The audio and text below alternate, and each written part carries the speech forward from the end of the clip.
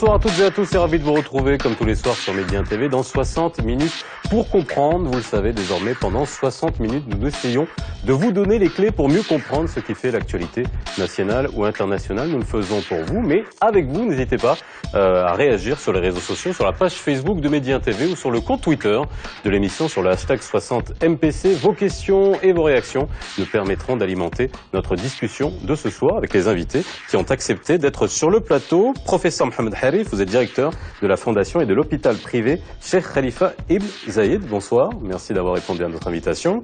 Docteur Rachid Choukri, vous êtes président du syndicat national de médecine générale. Et enfin, monsieur Claude Évin, vous êtes ex-ministre chargé de la santé et de la protection sociale en France. Et vous avez notamment été, entre 2010 et 2015, le directeur général de l'ARS Île-de-France, l'agence régionale de santé d'Île-de-France.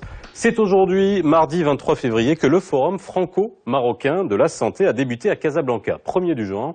Ce forum est destiné aux acteurs marocains et français de la filière santé qui pourront échanger leurs expériences et éventuellement explorer de potentielles voies de coopération parmi les nombreuses thématiques traitées dans ces ateliers, celui du partenariat public-privé, le PPP, auquel a été consacré le premier atelier du forum aujourd'hui.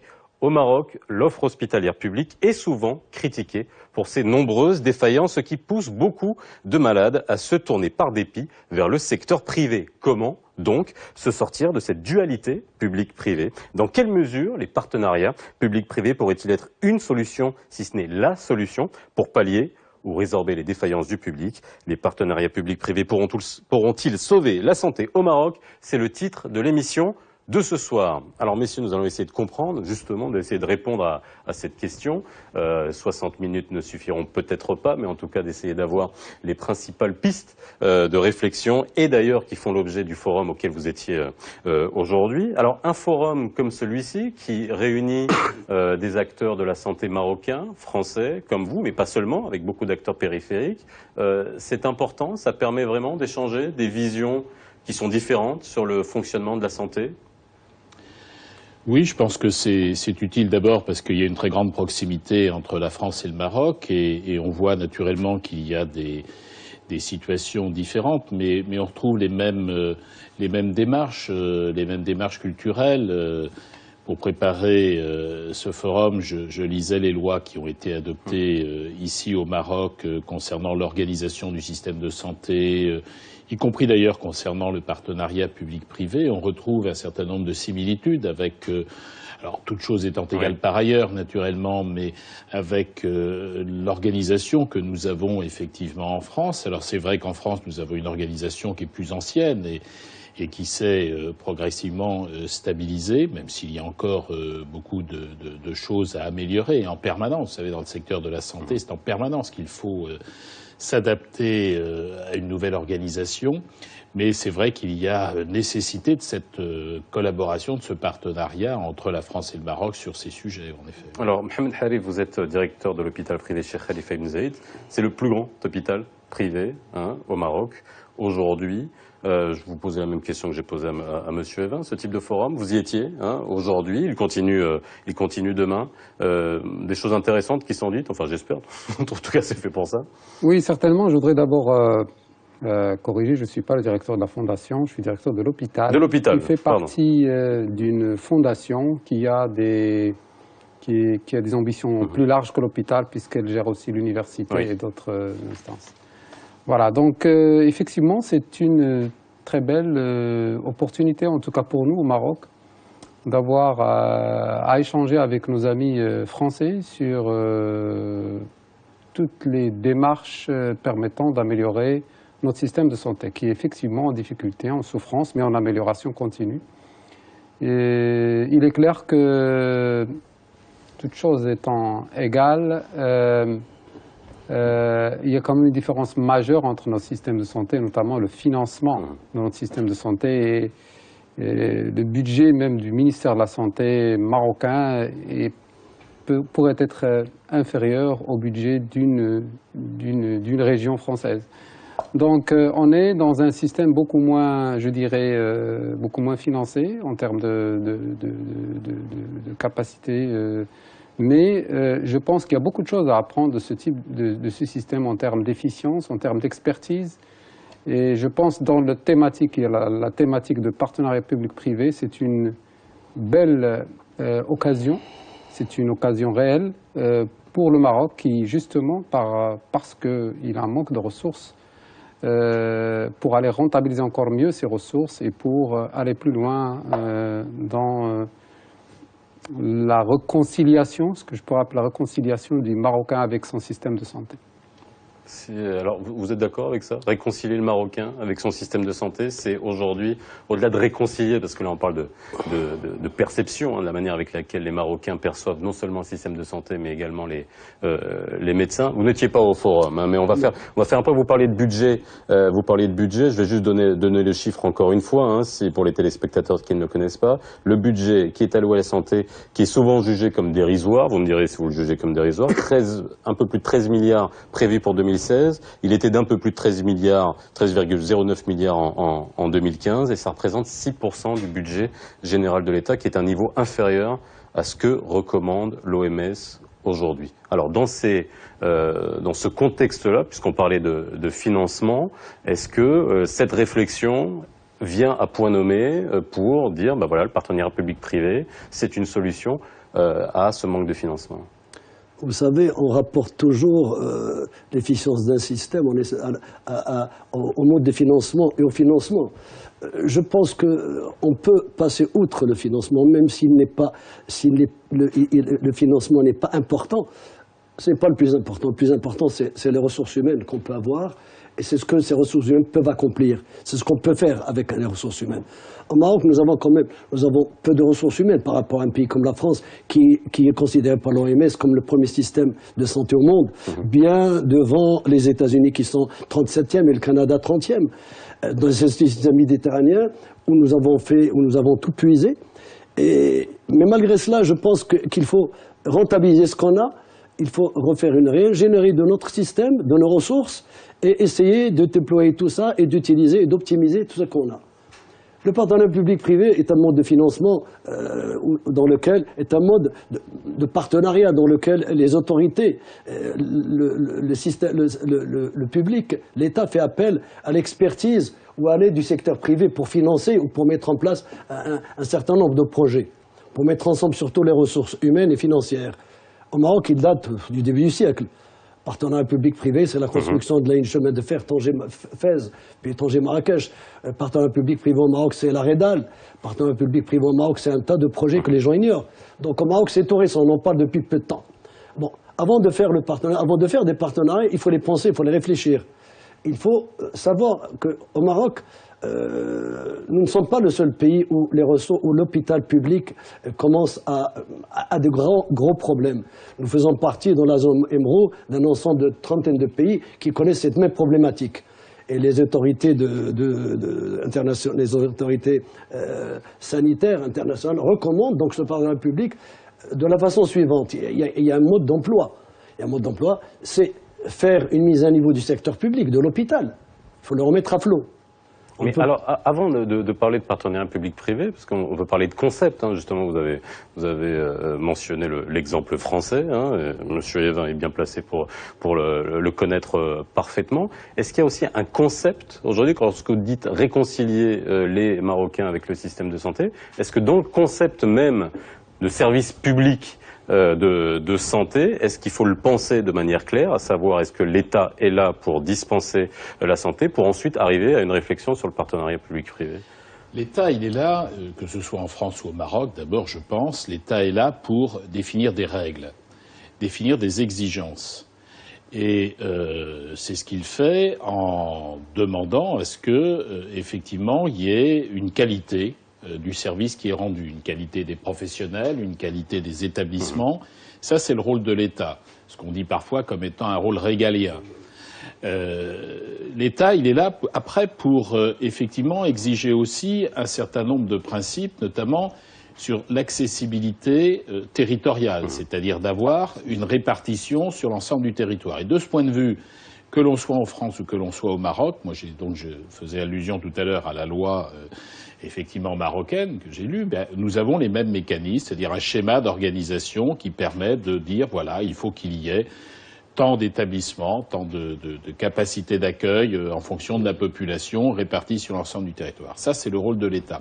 Puis il y a aussi un rôle enfin, il y a une demande aussi qui est formulée par l'État, qui est l'accessibilité financière. Et je suis d'accord avec vous pour dire que l'argent ne fait pas tout, mais l'argent, il est quand même utile parce que il faut qu'on ait une qualité des professionnels, il faut qu'on ait une qualité des services rendus, mais il faut aussi que les personnes puissent accéder à ces soins. Et c'est vrai que dans le domaine de la santé, c'est pas entre guillemets, c'est pas un marché comme un autre, quoi. Hein, c'est-à-dire qu'on ne choisit pas d'être malade. Et donc, quand on est confronté à la maladie, à une maladie grave, eh bien, la possibilité qu'on puisse accéder à des soins, quel que soit son revenu, c'est un objectif que nous avons en France depuis longtemps avec la sécurité sociale. Je sais que c'est un objectif que souhaitent aussi développer les autorités, le gouvernement marocain. C'est pas simple, ça demande du temps, c'est exigeant, ça demande une préoccupation aussi quant à l'efficience de l'argent qu'on met dans le système, c'est-à-dire il faut que quand on met effectivement une somme financière, il y ait un service rendu à la hauteur de ce qui a été mis sur le plan financier. Donc c'est exigence. Voilà le rôle de l'État. Alors après, il y a des situations effectivement différentes et c'est là qu'il faut qu'on respecte d'abord les cultures différentes, les modes d'organisation différentes, l'histoire différente.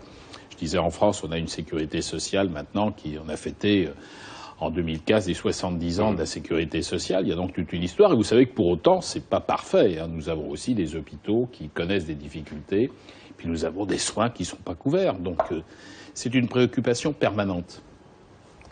Alors, il faut peut-être ajouter à cela les contraintes d'un système tel que le système marocain de démographie qui a changé en un temps beaucoup plus rapide que dans les pays développés, où l'espérance de vie du Marocain qui était de l'ordre de 50 ans à l'indépendance, maintenant elle est à 75 ans, où on avait les problèmes de malnutrition, d'infection et maintenant on a les problèmes du diabète, du cancer, de l'hypertension et des choses qui sont beaucoup plus lourdes à prendre en charge, beaucoup plus coûteuses à prendre en charge. Ça c'est le premier. Le deuxième, c'est le coût de la médecine. Le coût des soins aujourd'hui sont de plus en plus élevés. Aujourd'hui, il n'y a presque plus de médicaments bon marché. Tous les nouveaux médicaments sont d'un coût horriblement élevé et ils sont bien sûr très efficaces, mais ils sont aussi inaccessibles. Et d'ailleurs, ce problème d'accessibilité à certains médicaments se pose même dans des pays développés. Alors, si on ajoute à cela la population qui est de plus en plus, je dirais, cultivée, puisqu'il y a plus de 60% maintenant de la population marocaine est citadine, et la plupart ont accès à l'information, ils sont beaucoup plus exigeants. On comprend, je dirais, l'importance, l'ampleur de ce qui est demandé aujourd'hui au ministère et aux États, en particulier des États tels que le Maroc, qui est vraiment un poids assez important et raison pour laquelle la réflexion pour établir des passerelles avec des systèmes publics-privés dans lesquels on trouve un financement complémentaire, une gestion peut-être différente, apporterait une vraie valeur ajoutée. Alors, vous avez parlé de problème de ressources humaines. Il y a l'argent, il y a le financement, mais il y a aussi les ressources humaines. On voit bien aujourd'hui avec tous les dossiers que le ministère de la Santé a traités, notamment avec l'histoire des étudiants en médecine, avec le service sanitaire obligatoire, qui était là pour remplir justement ce problème de couverture au niveau géographique, avec l'insuffisance de présence médicale sur certaines zones du royaume. Est-ce que ça sont des solutions que le partenariat public-privé peut apporter? Si on n'a pas de gens, est-ce que ce partenariat va apporter des solutions? Je vais vous dire, avant toute chose, avant d'envisager le partenariat, il faut réorganiser les deux systèmes. La mise à niveau de l'hôpital et il faut réguler le secteur privé qui a apporté, qui propose la plus grosse part des plateaux techniques. Les ressources humaines sont incontestablement là, avec le DVD, avec le TPA et avec récemment les nouvelles lois pour permettre aux gens du secteur public de sortir. Tout le monde est pratiquement dehors. Bien. Les ressources humaines ne sont plus à l'hôpital, elles sont dehors. C'est un constat. Bien. Il faut structurer ce secteur privé, il faut l'organiser et le réguler Parce que chacun fait ce qu'il veut, ce qu'il peut, quand il peut, où il peut. Il n'y a pas de régulation du secteur libéral. Et troisième point, on ne peut pas faire de C'est la partenariat. définition du libéralisme. Oui, mais il faut le réguler quand même, ce secteur privé. Ouais. Et on ne peut pas demander à un médecin d'aller dans une zone X ou Y s'il n'y a pas de mesures incitatives. En France, ce problème, vous l'avez soulevé. C'est un problème que nous connaissons Vous aussi en connaissez. France. On ne peut pas dire à un médecin, écoute, tu vas aller à Tazota ou à Bullman exercer. Il va dire, oui, mais là-bas, il n'y a pas d'école pour mes enfants, il n'y a pas d'infrastructure. Qu'est-ce que je vais avoir en contrepartie? Il faut à tout prix qu'il y ait ces mesures incitatives qui peuvent être de plusieurs natures. Fiscales, il y a plein, on peut envisager beaucoup de mesures incitatives. Tant qu'on n'a pas pensé à ça, les gens refuseront toujours d'aller dans les régions éloignées. Tant plus que souvent, on retrouve des médecins, des spécialistes, dans pas des régions très si éloignées que ça. Par exemple, à Tétouan, il y a des médecins spécialistes en anatomopathologie qui ne peuvent pas travailler parce qu'il n'y a pas de matériel. Dans d'autres villes, on a pléthore d'anesthésistes réanimateurs alors qu'il y a un petit bloc. Dans d'autres, vous allez trouver énormément d'urologues et vous allez vous demander pourquoi, alors qu'il n'y a pas de médecins viscéralistes. Vous comprenez? Il y a une mauvaise gouvernance, il y a une mauvaise répartition des ressources aussi dans le secteur public, et il n'y a pas pour le moment de carte sanitaire sur le terrain du secteur privé. Il n'y a pas de carte sanitaire à ce jour, il n'y a pas de carte sanitaire sur le terrain pour le secteur privé. Moi, je ne sais pas où est mon cabinet dans cette carte sanitaire dont on nous parle. Vous comprenez? On est en train de travailler dessus, mais pour le moment, il n'y a pas de carte sanitaire pour le secteur privé. Il y a une carte sanitaire pour le secteur public, de la même façon qu'il y a un circuit coordonné des soins pour le secteur privé, mais il n'existe pas de circuit de soins coordonnés pour le secteur libéral. Et le patient marocain est un patient erratique. Cet après-midi, j'ai été en consultation à domicile. J'ai vu un patient qui a vu en l'espace de 3 à 4 jours une dizaine de spécialistes. Il n'y a pas encore de diagnostic. Il n'a pas de médecin traitant, il n'est pas passé par le médecin généraliste, il erre de spécialiste en spécialiste, de cabinet de radiologie en centre de biologie, et ça fait des coûts énormes à supporter pour les caisses. Et puis ça fait des retards de diagnostic, et ça va donner à la fin un malade erratique qui va développer plein de choses. Mais alors, je vous pose cette question parce que on disait le nerf de la guerre, c'est quand même l'argent, le financement. Le nerf de la guerre du partenariat public-privé, c'est quand même avoir des unités qui, c'est dommage de parler de cette façon dans le cadre de la santé, mais à un niveau de rentabilité. Qu'est-ce qui va aujourd'hui dans des zones où il y a un bassin de population qui est faible, motiver la mise en place d'un partenariat public-privé dans une localité qui ne va pas engendrer ou aussi le niveau de vie ou le niveau économique, socio-économique des gens n'est pas assez suffisant. Qu'est-ce qui va aujourd'hui motiver justement des entités privées à rentrer dans ce type de partenariat? Moi, je veux pas naturellement donner des leçons et je connais pas suffisamment le système marocain pour répondre peut-être de manière précise à votre question, mais on a les mêmes problèmes en France puisque nous avons effectivement des territoires dans lesquels nous avons une offre de soins qui est très insuffisante. Et en effet, les questions de l'aide à l'installation des professionnels est posée. Alors en France, nous avons quand même un système, et je partage ce que vous disiez tout à l'heure, docteur, c'est-à-dire qu'il est quand même nécessaire qu'il y ait une forme de planification de l'installation. Alors en France, elle n'existe pas pour les médecins libéraux, mais par contre, elle existe pour les cliniques privées, qui en France, effectivement, ne peuvent pas avoir une activité de chirurgie, de médecine, ou avoir un scanner, un IRM, etc., dans n'importe quelle condition. C'est réglé, c'est réglementé, et je crois que c'est absolument nécessaire pour assurer une répartition sur l'ensemble du territoire. Ce n'est pas le cas pour les médecins libéraux, et nous avons effectivement en France les mêmes difficultés que celles qui étaient évoquées ici. Alors, qu'est-ce qu'il est possible de faire? Ce que nous essayons de faire en France, en tous les cas, c'est de trouver les moyens d'aider à l'installation. Vous avez des déserts médicaux en France aujourd'hui? Ah oui, il y a ce qu'on appelle des déserts médicaux. Alors, le terme n'est pas très bon. Parce que non, mais certains médias l'utilisent en France. Non, mais c'est vrai. Non, mais certains médias français utilisent ce terme. C'est pour ça que je relance sur ce terme. On a par exemple des zones rurales dans lesquelles, en effet, il y a de la population qui est naturellement moins importante aujourd'hui qu'elle ne l'a été il y a quelques années, mais dans lesquelles il n'y a plus de professionnels de santé. On a aussi des zones urbaines dans lesquelles l'installation des professionnels est difficile et donc on a en effet des situations qui ne sont pas du tout satisfaisantes. Donc c'est vrai que nous essayons d'aider à l'installation de ces professionnels, de pouvoir favoriser par exemple le travail en équipe. Il y a de plus en plus besoin de travailler en équipe. On évoquait les maladies chroniques tout à l'heure, le diabète, le cancer, etc. Ces situations nouvelles, ces situations épidémiologiques nouvelles nécessitent qu'il y ait des modes d'organisation nouveaux. Et puis il faut aussi qu'on regarde les solutions, je pense par exemple, alors c'est pas nécessairement transposable partout, mais les nouvelles technologies nous donnent la possibilité. En effet, on utilise le smartphone aujourd'hui. Oui. Bon, on a la possibilité de pouvoir transmettre des informations, de pouvoir demander un avis, de pouvoir transmettre des images.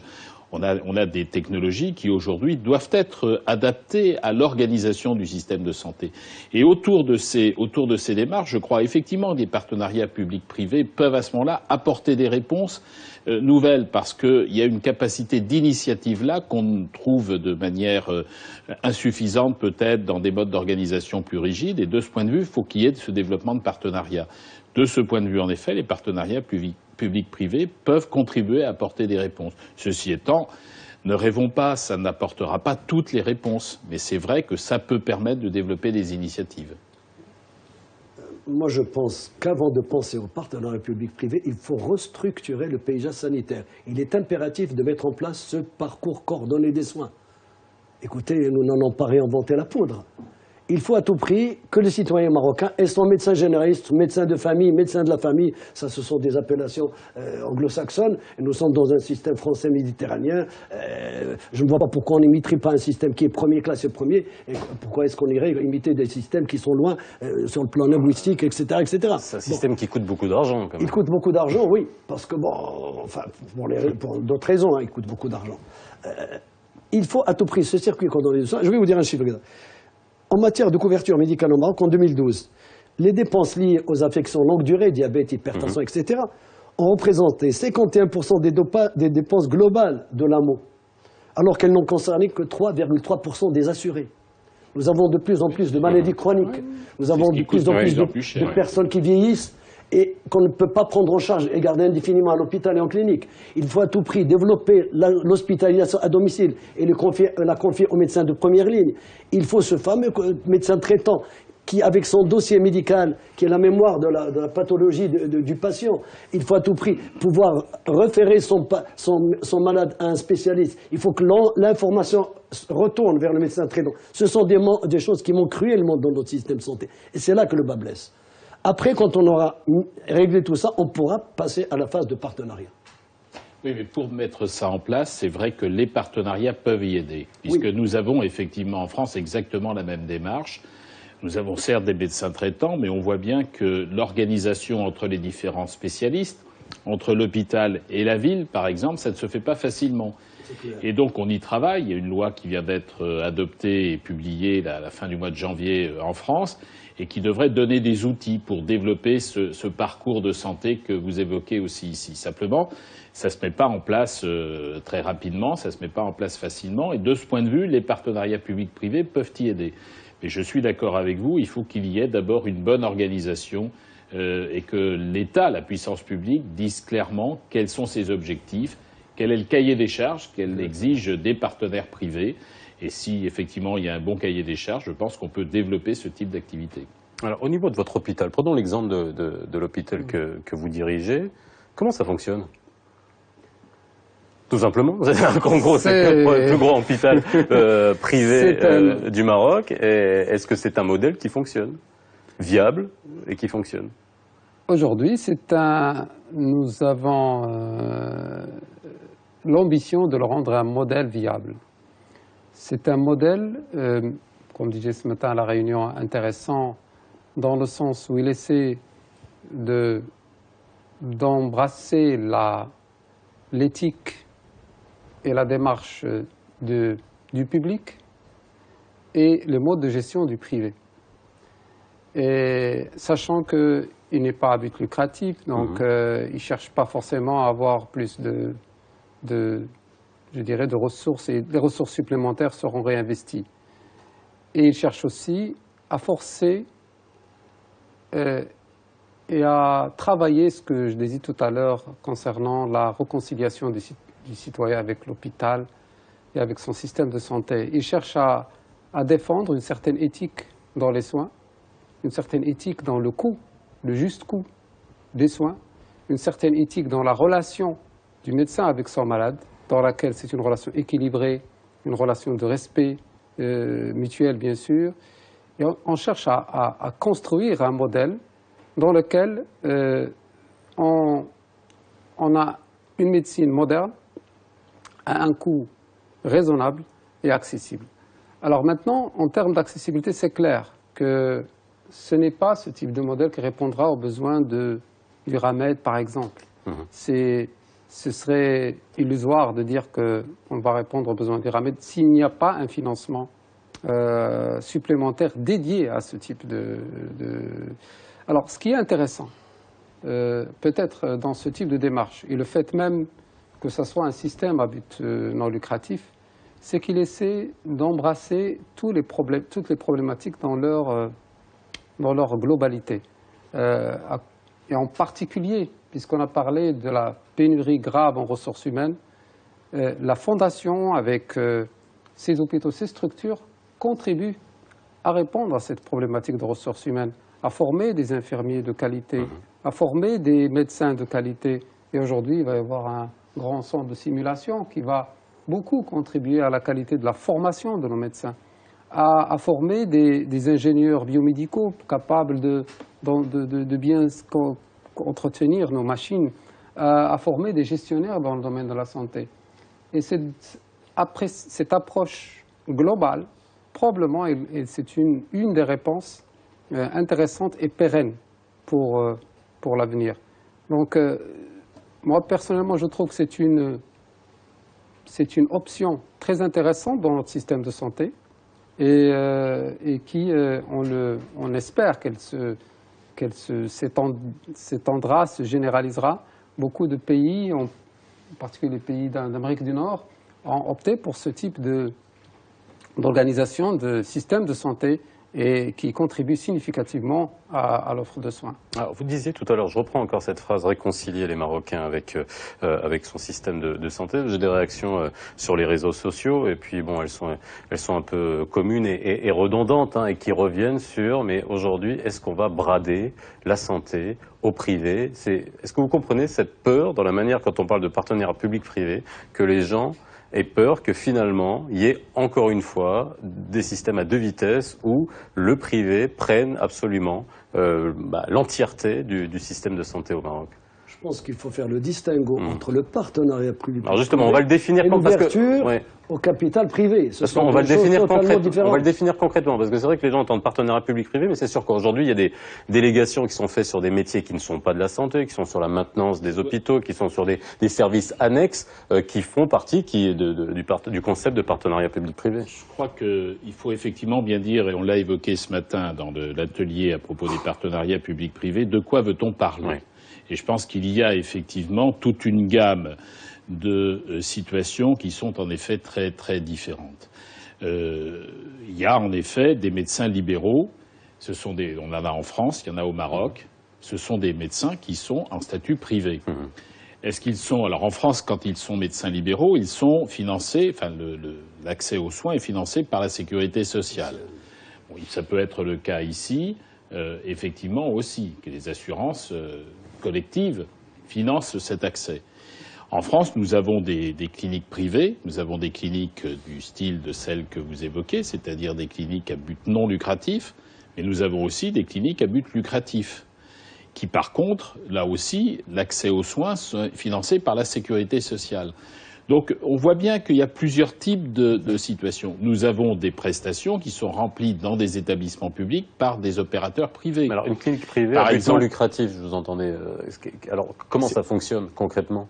C'est-à-dire que ce sont des groupes privés, qui sont des groupes qui sont effectivement pour certains, y compris cotés en bourse par exemple, qui ont donc une capacité de dégager des bénéfices, mais qui sont tenus à un certain nombre d'exigences quant à la qualité d'abord du service qui est rendu à la population, qui ont par ailleurs des médecins qui sont des médecins libéraux qui travaillent dans ces cliniques privées, mais qui sont conventionnés avec la sécurité sociale, qui peuvent prendre des tarifs conventionnés, qui peuvent prendre aussi parfois des tarifs plus élevés, qui sont autorisés à prendre des tarifs plus élevés.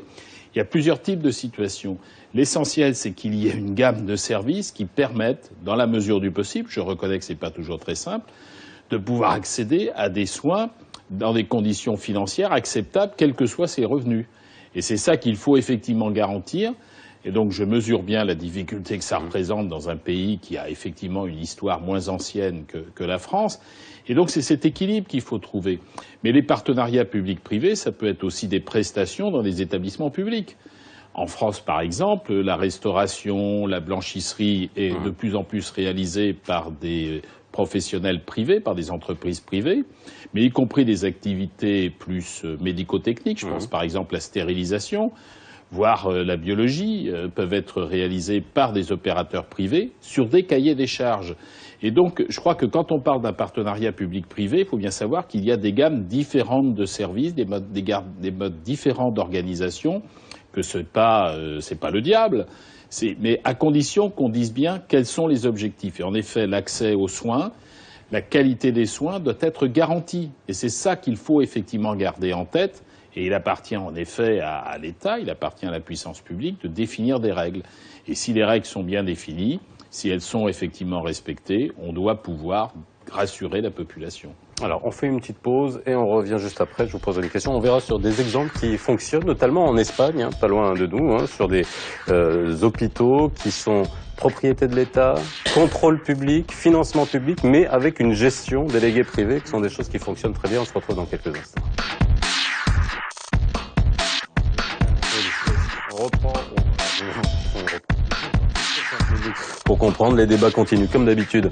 Hors antenne, les partenariats publics-privés vont-ils sauver la santé publique marocaine? Ça, c'est la grande question à laquelle nous essayons de répondre aujourd'hui. Je vous donne juste un exemple. On va essayer de comprendre aussi comment ça fonctionne concrètement pour que les gens comprennent bien ce que veut dire partenariat public-privé. J'ai pris l'exemple de cet hôpital dans la région de Valence, en Espagne, qui fonctionne sur un modèle propriété foncière de l'État, contrôle public, financement public, mais avec une gestion déléguée et qui, l'Espagne prend cet hôpital en exemple parce qu'il y a un taux de satisfaction des malades absolument incroyable. Alors, on pose encore la question du financement. Il y a quand même un financement public derrière, il y a quand même de l'argent qui est injecté. Ça ne règle pas le problème du financement. Aujourd'hui, le cas de la France, et vous le disiez tout à l'heure pendant la pause, c'est financé par l'assurance maladie. En France, la particularité, c'est que tout le monde est couvert avec une assurance maladie. Alors aujourd'hui, des modèles comme ça au Maroc, il va falloir trouver un moyen, de toutes les façons, de financer. Moi, je pense que pour répondre aux besoins en soins de santé des populations marocaines, ces populations ont besoin de soins de santé de base d'abord. Les soins de santé de base ne coûtent pas trop cher. Ce sont des médecins généralistes qui sont installés dans des petits cabinets avec un minimum de matériel, et qui vont donc répondre à un besoin en soins de santé de base qui vont pouvoir résoudre 80 à 85% des pathologies les plus fréquentes. Répondre aux besoins de santé des populations éloignées ne veut pas dire automatiquement construire un gros hôpital. Mettre des centres, construire. Ce que vous êtes en train de me dire, c'est qu'il y a beaucoup de patients qui se dirigent vers l'hôpital alors qu'ils pourraient aller tout simplement vers un médecin généraliste pour... Vous savez, ça dépend des choix qu'on fait. On veut un système de santé hospitalo-centré, ça a donné ses preuves, les preuves qu'on sait, les résultats qu'on sait dans pas mal de pays, ou bien un hôpital centré sur la médecine de proximité, la médecine de première ligne. Ce sont des choix. Moi, je pense que le Maroc actuellement est justement dans cette difficulté, dans laquelle il y a alors un vrai désert médical dans certaines régions. Où il n'y a pas les soins de santé de base, il n'y a pas le basique du basique. Et en même temps, on va dans un endroit, dans une ville, où la plupart de la population exige les standards, des meilleurs standards de soins qu'ils ont vus à la télé ou qu'ils ont vus ou qu'ils ont vus ailleurs. Donc on est dans cette contradiction. Et bien sûr, l'État a ce rôle de régulateur et d'aller vers vers les plus vulnérables, certainement. Mais notre système doit pouvoir répondre aux deux. Dans un monde idéal, il devrait pouvoir répondre à cette population pour leur assurer les soins de santé de base, mais il devrait aussi faire en sorte à ce que les Marocains n'aient pas à aller à l'étranger pour se faire soigner, à ce que même, plus que ça, à ce que le Maroc soit un hub de santé, à ce que le Maroc soit, alors que le secteur de la santé puisse être générateur de ressources pour le Maroc, pour aller réinjecter, même dans le système de santé. Il pourrait être générateur de ressources complémentaires. Donc on a besoin de cette, je dirais, de cette, tout ce type d'offres de soins dans le pays. Et justement, l'État peut réguler mais la difficulté, à sa manière. C'est qu'on a, vous me parlez de gens qui préfèrent aller à l'étranger. Ce sont quand même une classe de population qui est extrêmement aisée, qui correspond à une infime partie de la population marocaine. Et après, on a des strates complètement différentes avec des besoins totalement différents. Comment on arrive à concilier tout ça? Alors, je crois d'abord que effectivement, il y a des besoins différents. En plus, ce qu'il faut bien avoir en tête, c'est que la réponse à ces besoins évolue. Il y a des interventions chirurgicales qu'on faisait il y a 10, 15 ou 20 ans. On opérait de l'estomac, par exemple. On n'opère plus de l'estomac aujourd'hui parce qu'on a des médicaments des inhibiteurs de pompe à protons qui permettent effectivement de traiter en prévention et d'éviter ce type d'intervention. Et on a des traitements aujourd'hui qui, en effet, réduisent, par exemple, la durée de séjour. On a des interventions chirurgicales par cœlioscopie qui permettent de développer dans un certain nombre de pays, ça se développe beaucoup, de la chirurgie ambulatoire, par exemple. Donc on a une évolution de la réponse qui, en effet, doit être prise en compte quand on réfléchit à l'organisation d'un système. Je crois qu'il faut qu'on ait un système de proximité, ce qu'on appelle un système de premier recours, et qui effectivement permette d'avoir sur l'ensemble du territoire des médecins, des infirmières, des kinésithérapeutes. Le vieillissement de la population nécessite aussi, par exemple, qu'on puisse avoir un accompagnement. Enfin, il faut qu'on ait des services de base. Et puis, il faut qu'on ait des plateaux techniques qui soient effectivement accessibles. Alors, naturellement, l'idéal, c'est que ces plateaux techniques soient accessibles par toute la population, quels que soient ses revenus. Et qu'on ne soit pas obligé, en effet, d'aller chercher en France ou ailleurs des réponses sur des plateaux techniques qu'on pourrait effectivement avoir ici. Et c'est une bonne articulation entre les deux. Mais on aura de plus en plus besoin d'avoir effectivement une offre de soins de proximité parce que les maladies chroniques qu'on évoquait tout à l'heure, le cancer, le diabète, c'est des maladies qui nécessitent une prise en charge sur des périodes très longues, parfois tout au long de la vie. On ne va pas passer toute sa vie quand on est atteint d'un diabète, quand on est atteint y compris d'un cancer où aujourd'hui on arrive à avoir des médicaments qui permettent de prolonger. On ne va pas passer toute sa vie dans un établissement de santé, dans un hôpital, dans une clinique, donc on est à domicile. Donc il y a toute une organisation effectivement nouvelle à avoir.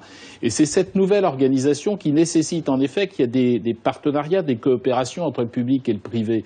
C'est beaucoup plus en termes de partenariat qu'il faut effectivement aborder ce sujet qu'en opposition, parce que c'est des modes d'organisation qui doivent être de plus en plus souples, qui doivent être de plus en plus adaptables à des évolutions. Quand on travaille sur la santé, on travaille sur la vie. Et la vie, ça bouge. Et donc les modes de prise en charge, ça bouge. On ne traite plus aujourd'hui les gens comme les patients, comme on les traitait il y a 5, 10 ou 15 ans. Donc c'est cette évolution qu'il faut effectivement organiser.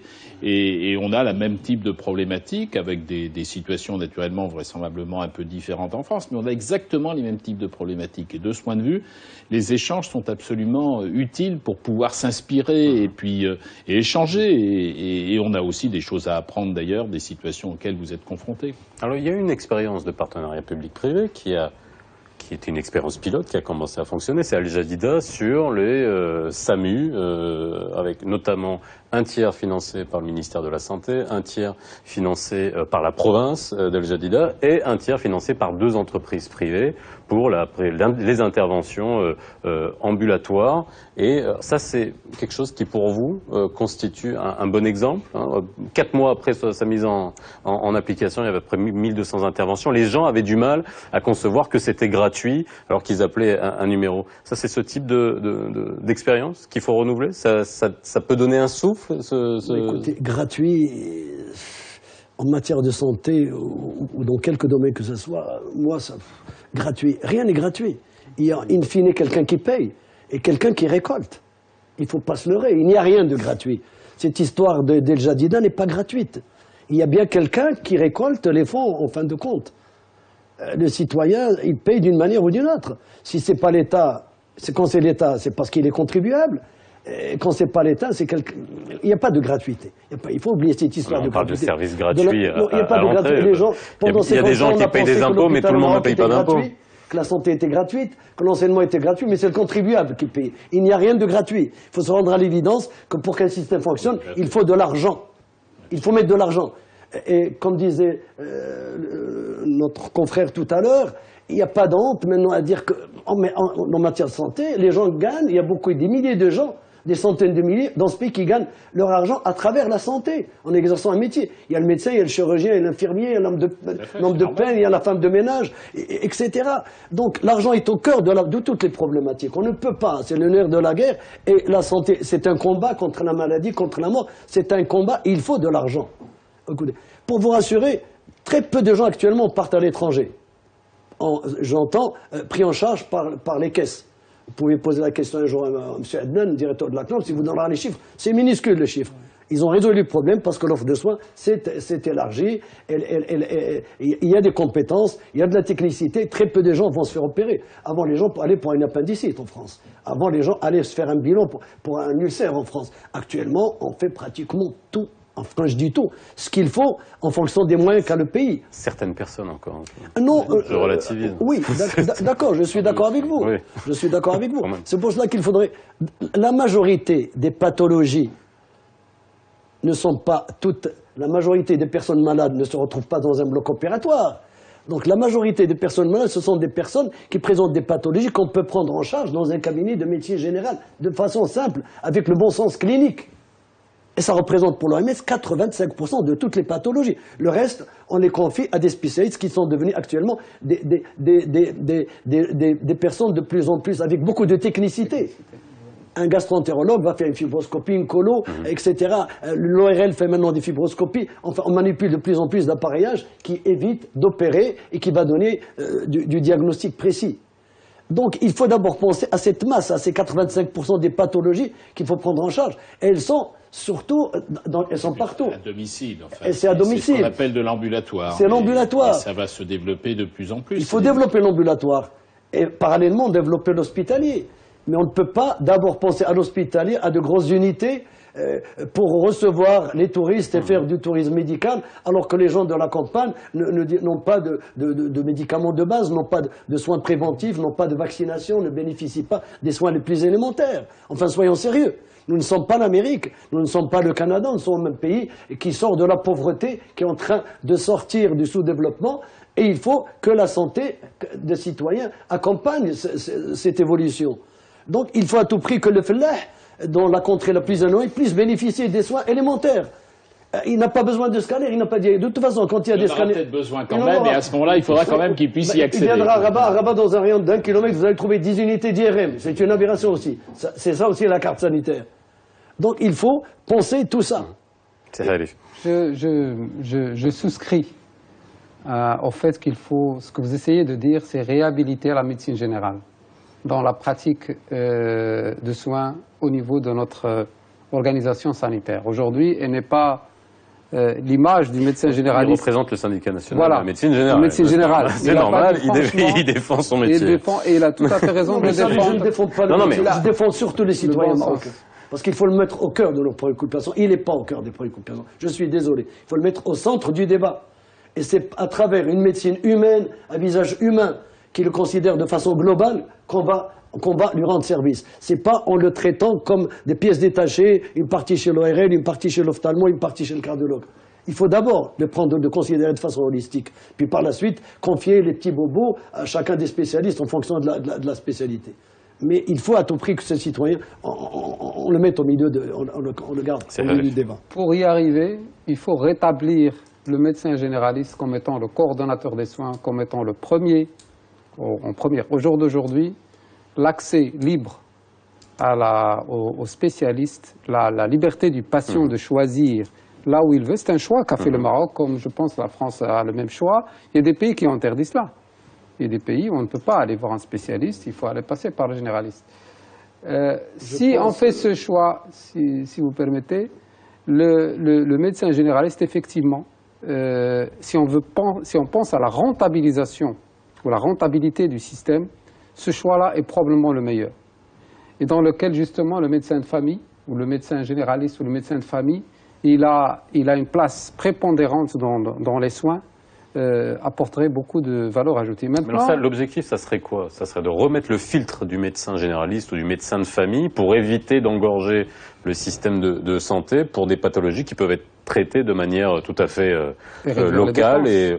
C'est ça? L'idée, elle est là? oui, et réduire les dépenses aussi, et réduire, comme lui, il a vu, il nous disait tout à l'heure qu'il a vu un malade qui a vu 2 ou 3 spécialistes, mais en fait, chaque spécialiste, il voit une partie je dirais, d'un tout. Or, il faut que quelqu'un voit le tout avant d'aller vers la partie. D'autant plus, comme on l'évoquait tout à l'heure, que la prise en charge, effectivement, de ces nouvelles pathologies, ou ce qu'on appelle les maladies chroniques, se fait de plus en plus à domicile. Et donc le médecin généraliste est celui qui assurera le plus longtemps le contact avec le patient. Le recours à un plateau technique, le recours à un hôpital s'avérera nécessaire à certains moments, et ça, effectivement, il y a des interventions qui ne peuvent être faites que dans un environnement très très spécialisé, et il faut qu'il y ait une organisation de ce type. Mais de plus en plus, on va avoir des modes de prise en charge, on va avoir des pathologies qui vont se développer à domicile. Donc la nécessité d'avoir un médecin généraliste, d'avoir d'autres professionnels de santé, des infirmières, des kinés, d'avoir y compris d'ailleurs des services sociaux, parce que peut y avoir une prise en charge médicale, mais il y a aussi besoin, et notamment avec le vieillissement de la population, des personnes qui sont en perte d'autonomie, il faut qu'il y ait la possibilité d'avoir des services à domicile. Donc c'est une organisation, effectivement, c'est ce que j'évoquais tout à l'heure, c'est cette organisation de complémentarité de services différents qui se mobilisent autour du patient, le médecin généraliste jouant ce rôle de coordination, et ayant besoin d'être appuyé pour jouer ce rôle de coordination d'ailleurs, c'est en effet une évolution qui est inéluctable. Et donc c'est ce nouveau mode d'organisation qu'il faut préparer, et dans ce cas-là, le partenariat public-privé peut être intéressant, et même nécessaire, parce que, comme je le disais tout à l'heure, ça nécessite des souplesses d'organisation, des souplesses d'adaptation. Mais c'est vrai que le médecin généraliste restera sur le plan médical celui qui sera le coordonnateur de la prise en charge sanitaire. Alors par ailleurs, le partenariat public-privé, ça peut effectivement offrir des perspectives aussi sur des plateaux techniques, par exemple. Il y a des réflexions qui sont en cours, et je sais qu'il y a des projets à Casablanca, par exemple. Le projet Zenata est un projet qui peut effectivement permettre de développer des activités nouvelles que le service public a du mal à mettre en place tout seul, et de ce point de vue, ça peut être un projet ambitieux tout à fait utile. Je crois qu'il faut regarder ça avec beaucoup d'intérêt et à condition d'être vigilant. C'est d'ailleurs ce que nous avons exprimé dans l'atelier ce matin dans ce symposium à Casablanca, c'est-à-dire qu'il faut qu'il y ait un cadre, il faut qu'il y ait des contrats, il faut qu'il y ait un cahier des charges qui soit clairement défini, et qu'on le respecte, et il appartient à la puissance publique de dire quelle est l'orientation qu'elle veut donner, et puis d'accepter qu'il y ait des partenaires qui fassent des propositions. Il y a une loi qui a été donc adoptée fin 2014 ici au Maroc, le décret d'application en 2015, donc je crois qu'il y a là des possibilités sur lesquelles en effet il y a des opportunités, et de la possibilité de faire venir y compris des entreprises, et c'était d'ailleurs l'objet de l'échange aujourd'hui, des entreprises françaises par exemple qui sont prêtes à établir des partenariats avec la puissance publique marocaine pour développer ce type d'initiative. Mais ça n'apportera pas toutes les solutions. Je voudrais juste revenir à cette expérience d'El Jadid. Oui. Moi, personnellement, je trouve que c'est une expérience très intéressante. Évidemment, elle a un coût. Rien n'est gratuit. Comme on disait, c'est un coût. Mais elle a rendu un service. Il y a eu une prestation qui n'était pas là et qui est devenue possible. Et la population était très satisfaite de cela. Je pense qu'il faut multiplier ce type d'initiatives. C'est des initiatives, il faut les évaluer, bien sûr. Il faudra c'est des expériences. D'ailleurs, je pense que l'expérience est en train d'être étendue ailleurs. L'expérience du ministère de la Santé d'achat de services de dialyse est également extraordinaire. Elle a permis de réduire les délais d'attente, elle a permis de d'aider un nombre important de patients. Oui, mais Et quand ce on qui est parle d'argent, intéressant- ça a coûté 6 milliards et demi de dirhams dépensés en 3 ans pour les séances de dialyse et même des locations d'hélicoptères. Donc on voit bien aujourd'hui tout ce qui est gestion, même déléguée de ce type de service, coûte énormément d'argent.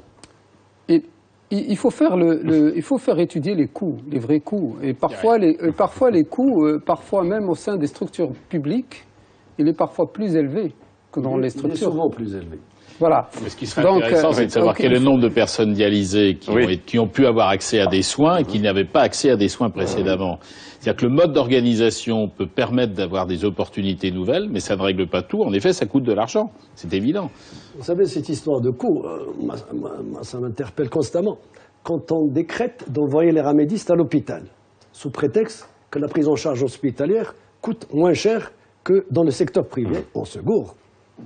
Écoutez, les Canadiens ont fait une étude au niveau des urgences, qui a donné les résultats suivants. Une prise en charge d'une urgence à l'hôpital coûte 10 fois plus cher que dans un cabinet de médecine de ville. C'est clair. Donc à l'hôpital, j'aimerais bien qu'on fasse des études pour voir le coût d'une opération, d'une cholécystectomie à l'hôpital, aussi bien à Vicenne que chez vous dans votre hôpital. J'aimerais bien qu'on fasse des études pour dire combien elles ont coûté dans une clinique privée. Un hôpital, on sait qu'il y a des plateaux techniques qui coûtent affreusement cher et que la prise en charge hospitalière est chère. À mon sens, les grandes institutions comme Cheikh Zayed et comme Cheikh Khalifa devraient être réservées à la médecine de pointe pour faire de la recherche, pour faire de la formation hospitalière de haut niveau et pour des interventions très, très, très délicates. Et qu'on laisse les petites choses pour les cliniques, pour le privé, pour l'hôpital. Moi, c'est mon opinion personnelle. Ceci dit, le partenariat public-privé, on en parle beaucoup, mais on explique peu, voire pas. Ce qui fait que moi, personnellement, avec mon syndicat, nous avons mis en place un partenariat public-privé avec le ministère de la Santé concernant la tuberculose, dans un petit patelin sur l'arbre durable, avec 5 médecins volontaires qui ont commencé à, aussitôt qu'ils suspectaient une tuberculose chez l'un de leurs patients, il y avait tout un schéma, donc suspicion de tuberculose, toc hôpital, 3 crachats, et retour de l'information, et puis le malade est catalogué tuberculeux, et on reçoit les médicaments dans le cabinet médical, et les antibacilles, on le prend en charge. Ils n'ont jamais eu de feedback. Parce que, lors du passage par le laboratoire, tout était négatif. Ils ont pris une vingtaine de patients, ils les ont mis dans un laboratoire privé, et sur 20, il y en avait 5 qui étaient positifs. Donc il y a quelque chose qui cloche. Les gars du secteur privé, les confrères du secteur privé, étaient au fait du partenariat, mais les confrères du secteur public ne l'étaient pas. La mise à niveau n'avait pas été faite au niveau du laboratoire. La même expérience a été tentée au niveau de Tanger, et à chaque fois qu'un patient débarquait à l'hôpital public pour dire « je suis envoyé par un médecin privé » et entre-temps on a fait un prélèvement de BK, on a trouvé un BK positif, on me demande de retourner. On ne l'a pas renvoyé vers là. Donc il n'y a pas encore, on n'explique pas, il n'y a pas de coordination. Les gens au niveau du public ne sont pas au courant. On essaie de mettre au courant les gens du privé, mais ce n'est pas aisé. Et ceci dit, il faut surtout sensibiliser le citoyen. Parce que à Rabat, vous prenez par exemple le problème de la tuberculose. Tuberculose à Rabat égale hôpital Moulay Youssef. C'est dans le subconscient de tous les Rabatiens. Hôpital Moulay Youssef égale tuberculose. Alors demain, vous allez dire à un patient tuberculose, ah, tu as la tuberculose, tu vas aller dans le cabinet de docteur Harif dans tel ou tel cas. Il dit, mais ça ne va pas, non. Moi, la tuberculose, c'est le grand hôpital avec sa structure et tout.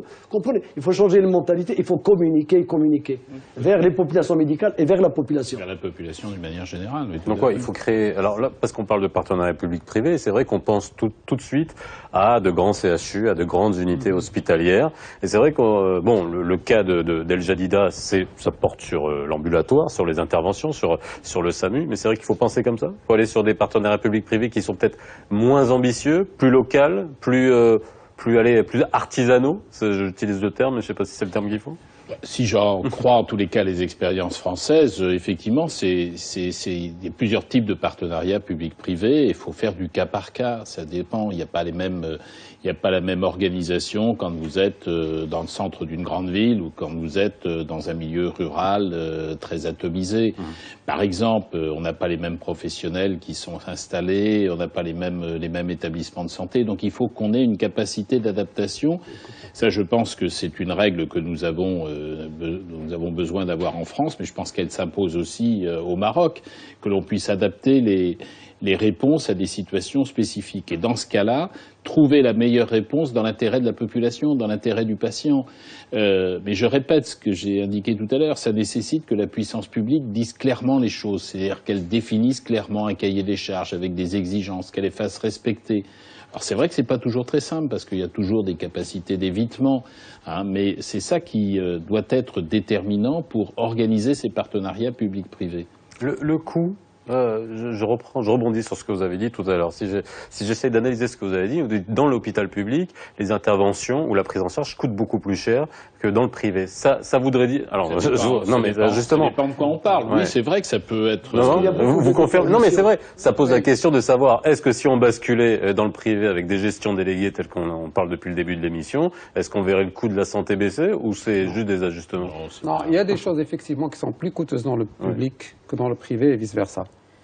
C'est clair que quand on parle de chirurgie lourde, peut-être de choses comme ça, peut-être que ça peut être moins cher dans les structures privées où il y a une gestion des plateformes d'ailleurs peut-être parfois plus rationnelle, avec une bémol concernant la qualité, concernant le respect des normes, concernant ces choses-là. Et justement, je rebondis sur un point important.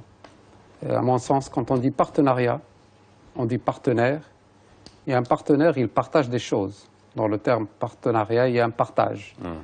Et à mon sens, le partage majeur, c'est le partage des principes, de l'éthique, du risque. Parfois, je suis désolé de le dire, beaucoup de ceux qui considèrent aujourd'hui partenaires de l'hôpital sont des gens qui bénéficient des avantages et sans avoir aucun risque. On a en particulier des prestataires de matériel médical, des prestataires qui se considèrent pas comme partenaires. Et du coup, il y a une logique qui n'est pas une logique de principe, mais une logique beaucoup plus commerciale. C'est-à-dire que vous avez un rapport de client à fournisseur tout à fait classique comme dans n'importe quelle entreprise. Voilà. Et vous voudriez qu'il y ait une sorte de charte déontologique sur tous les fournisseurs qui fournissent les hôpitaux? Non, mais absolument. Il n'y en a pas, il y en a pas aujourd'hui. Il y a des dérives. Je dirais qu'il y a des dérives, et c'est important de contrôler ces dérives parce que derrière il y a des vies humaines. Derrière, c'est pas uniquement de l'argent, c'est vraiment des personnes qui vont être sauvées. Alors ça pose la question de service public. On arrive aux dernières minutes de l'émission. Et c'est vrai que les craintes des citoyens, c'est justement que la santé soit bradée au secteur privé et que la notion de service public, d'engagement, de notion de service régalien de l'État en termes de la santé, ça pose ces problèmes-là. Ça pose le problème d'éthique, de déontologie, où le gain n'est pas nécessairement ce qui est mis en avant. Mais ça nécessite en effet qu'il y ait une grande vigilance, ça nécessite qu'en effet, quand il y a des engagements pris, ces engagements soient respectés. Et ça, il appartient à la puissance publique de faire respecter ces engagements. Et quand il y a des engagements d'un prestataire de service qui ne sont pas respectés, eh bien, on rompt le contrat, on engage une procédure. Enfin, je veux dire qu'il y a effectivement une exigence à avoir.